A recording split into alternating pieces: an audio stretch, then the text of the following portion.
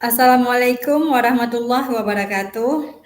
Waalaikumsalam Waalaikumsalam warahmatullahi warahmatullahi wabarakatuh. wabarakatuh. Jumpa lagi Bapak Ibu kita di hari ini yaitu di Loka Karya yang ketiga. Jadi Loka Karya yang ketiga ini yaitu pembahasan tentang peran pemimpin dalam pembelajaran. Baiklah, sebelum kita mulai sesi ini, saya ingin menyapa Bapak Ibu semua. Bagaimana kabarnya hari ini? Baik, Bu. Alhamdulillah baik, Bu. Alhamdulillah, saya juga baik. Izin share screen dulu ya. Yuk, silakan, Bu.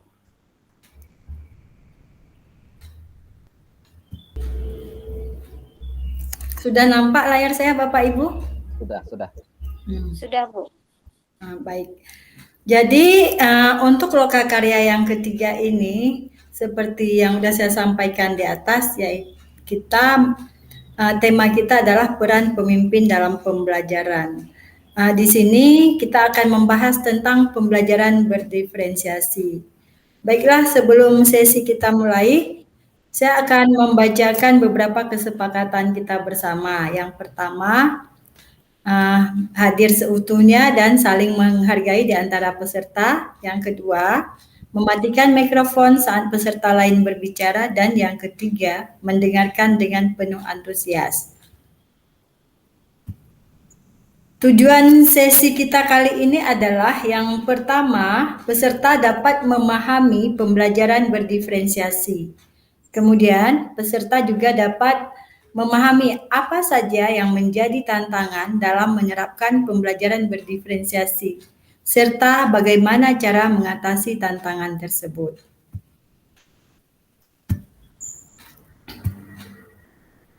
Baiklah Bapak Ibu, sebelum kita lanjutkan sesi ke pertanyaan pemantik, saya akan mengajak Bapak Ibu sebentar untuk ice breaking ya. Kita akan menyanyikan lagu Profil Pelajar Pancasila. Nanti gerakannya Bapak Ibu bisa mengikuti gerakan saya. Siap ya? Siap. Pelajar Pancasila beriman dan bertakwa pada Tuhan Yang Esa dan berakhlak mulia, berkebinekaan global, gotong royong mandiri, kreatif dan bernalar kritis.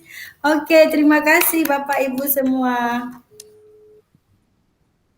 Baiklah, sekarang saya akan mengajak Bapak Ibu untuk merefleksi kembali pembelajaran berdiferensiasi melalui pertanyaan pemantik yang akan saya ajukan kepada Bapak Ibu.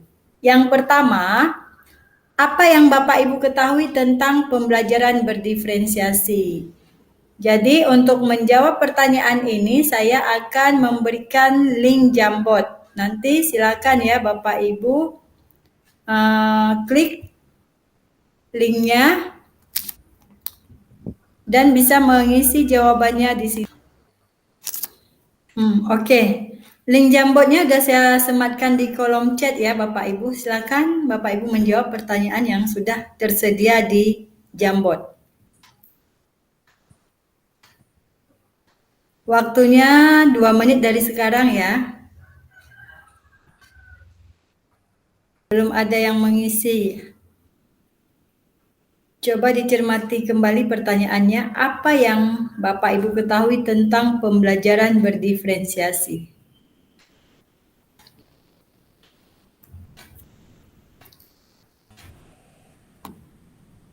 Baik, ini sudah ada yang menjawab.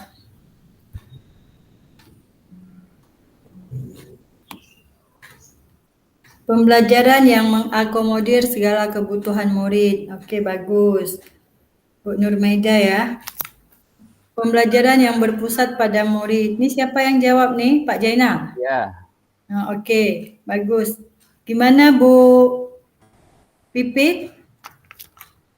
Pembelajaran yang berorientasi pada kebutuhan belajar murid.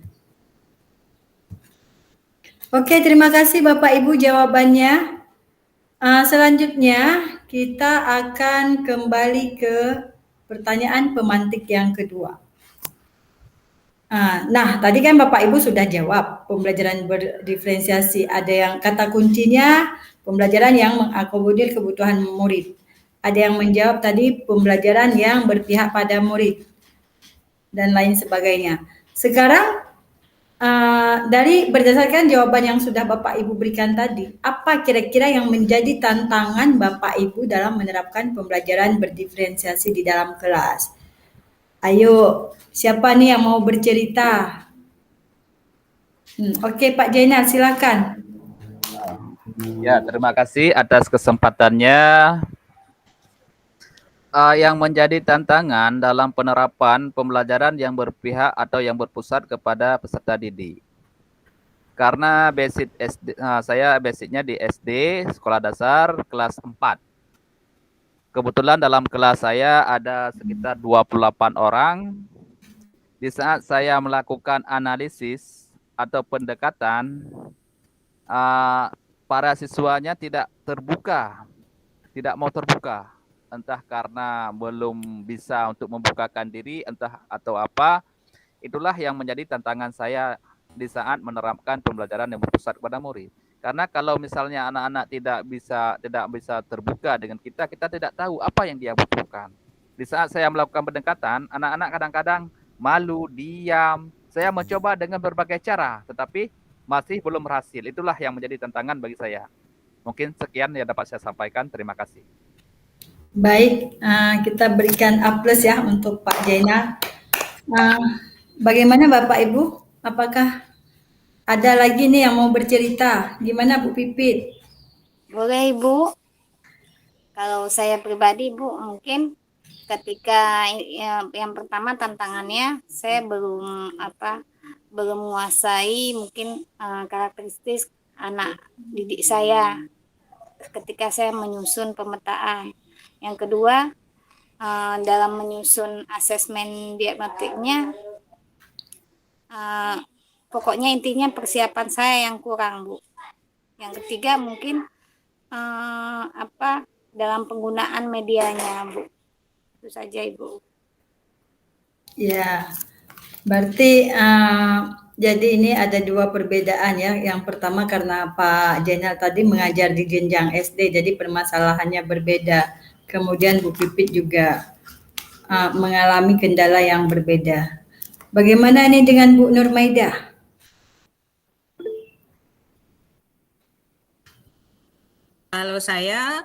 Kalau di SMA itu karena banyaknya kebutuhan belajar murid yang berbeda-beda baik segi media ataupun banyak gaya belajar yang berbeda ya, jadi harus mempersiapkan banyak jenis media-media yang sesuai dengan kebutuhan murid itu Pak Bu mungkin. Ya, terima kasih jawaban yang sudah diberikan. Ini kebetulan kita di sini lengkap ya, ada fase A sampai fase C, ada fase D dan fase E dan F. Jadi intinya dalam pembelajaran berdiferensiasi itu kita harus memiliki tujuan untuk menciptakan kesetaraan belajar bagi semua siswa dan menjembatani kesenjangan belajar antara murid yang berprestasi dengan yang tidak berprestasi tadi. Oke, selanjutnya kira-kira ada nggak yang mau bercerita bagaimana teknik atau strategi yang Bapak Ibu gunakan ketika menjawab tantangan tersebut di sekolah? Siapa nih yang mau bercerita pertama? Gimana Bu Maida mungkin? Iya, kalau saya sendiri teknik untuk memecahkan permasalahan tadi karena tadi kan banyak ya terkait dengan media, saya akan fokus dulu ke satu-satu teknik begitu. Misalnya penyiapan media saja apakah yang visual atau auditori ataupun yang kinestetik, nanti baru saya berpikir tentang kebutuhan yang lain gitu Bu. Baik. Gimana Bapak Ibu yang lain? Ada yang ingin menambahkan? Boleh saya Ibu? Boleh silakan Bu Pipit. Nah, mungkin intinya di sini persiapannya Bu ya, persiapan guru yang bersangkutan, media yang digunakan, lalu dengan pemetaan sesuai kebutuhan anak. Intinya persiapan dari guru yang bersangkutan yang menyangkut dengan pembelajaran berdiferensiasi. Cukup Ibu. Oke, terima kasih Bu Pipit. Bagaimana dengan Pak Jainal?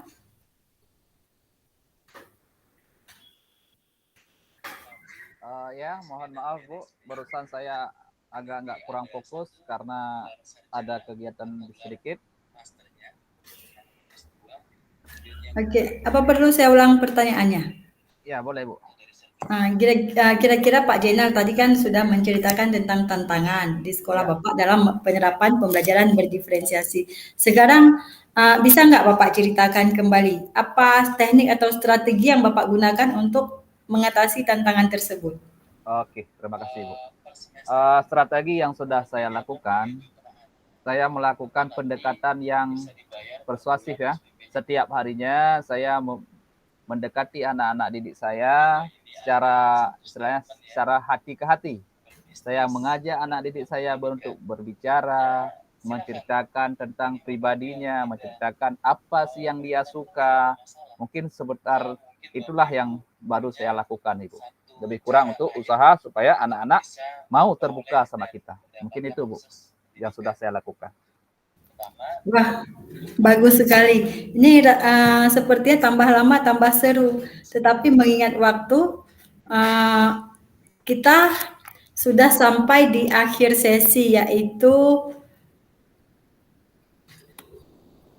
sesi refleksi. Nah, sebelum kita tutup sesi ini, kira-kira Bapak Ibu ada tidak yang bisa memberikan kesimpulan tentang pemahaman Bapak Ibu semua tentang pembelajaran berdiferensiasi? Ya, saya Bu Susi. Ya, boleh silakan Bu Maida. Ya, oke Bu. Pembelajaran yang berdiferensiasi yang bisa saya simpulkan dari hasil diskusi kita hari ini itu pembelajaran yang berpusat pada murid, memperhatikan segala aspek-aspek yang dibutuhkan murid, baik gaya belajarnya, profil belajarnya, ataupun yang lain-lainnya. Jadi sebelum kita melakukan pembelajaran berdiferensiasi, ada baiknya keadaan murid kita petakan dulu supaya kita bisa merencanakan pembelajaran ini. Demikian Bu. Super sekali refleksi dari Bu Maida. Bagaimana Pak Jainal, ingin menambahkan Bu Pipit? Saya rasa apa yang sudah disampaikan oleh rekan saya tadi, Bu Nurmaida, sangat luar biasa, sudah lumayan lengkap. Karena menurut saya pun pembelajaran yang berpusat pada anak-anak itu tidak jauh beda ya. Bahkan tidak, kalau sama sekali saya lihat tidak ada beda. Karena kita harus memberi pendidikan itu sesuai minat dan bakat dia itu sendiri. Mungkin itu Bu yang dapat saya tambahkan. Nah, baik, gimana Bu Pipit? Tidak ada ya? Ya Bu. Oke. Sedikit. Ya, boleh silakan. Seperti yang disampaikan Ibu Bapak, Bu Nurmaida dan Pak Jainal, memang benar. Saya hanya sedikit menambahkan, seperti saya bilang tadi, mungkin semuanya itu tergantung dari kesiapan guru yang ingin menerapkan. Gimana sedang mengetahui bagaimana cara yang terbaik dengan pemetaan kebutuhan belajar anaknya bagaimana, asesmennya bagaimana, intinya kesiapan guru itu sendiri, Bu. Terima kasih. Baik. Jadi dari jawaban yang sudah Bapak Ibu berikan, saya bisa menarik kesimpulan bahwa pembelajaran berdiferensiasi adalah pembelajaran yang memberikan keleluasaan pada siswa untuk meningkatkan potensi dirinya sesuai dengan kesiapan belajarnya, minatnya, dan profil belajar siswa tersebut. Kemudian, pembelajaran berdiferensiasi itu juga tidak hanya berfokus pada produk pembelajaran saja, tetapi juga fokus pada proses dan konten atau materinya. Bagaimana Bapak Ibu, sudah bisa diterima? Oke. Bu, luar biasa Bu. Sebelum kita Luar biasa, Bu, tutup hebat, Bu. sesi, saya ingin Bapak Ibu melengkapi kalimat dengan kata ternyata berdasarkan hasil pembelajaran kita hari ini. Silakan dimulai dari Bapak Jainal dulu. Ternyata hari ini saya mendapatkan pembelajaran yang sangat luar biasa. Oke, bagus. Terima kasih Bu Pipit.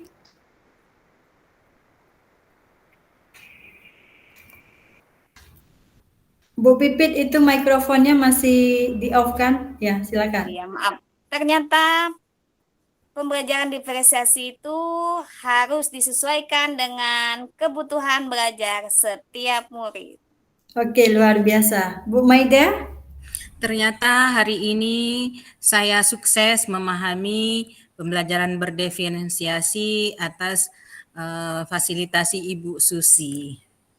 Terima kasih Bapak Ibu guru hebat semuanya. Baiklah, jadi untuk loka karya sesi yang ketiga hari ini kita cukupkan sampai di sini. Harapan saya ke depannya semoga Bapak Ibu guru hebat ini, calon-calon guru penggerak nanti bisa terus berkontribusi dan memberikan dampak yang sangat signifikan di sekolahnya masing-masing. Tetap semangat ya Bapak Ibu. Terima kasih semuanya. Sebelum kita tutup sesi hari ini, kita foto bersama dengan ini ya, pakai lambang semangat. Oke, siap ya? 1, 2, 3. Terima kasih kepada Bapak Ibu semua yang sudah membersamai. Sampai jumpa di sesi loka karya yang berikutnya. Tetap semangat. Assalamualaikum warahmatullahi wabarakatuh. Waalaikumsalam. Assalamualaikum warahmatullahi wabarakatuh.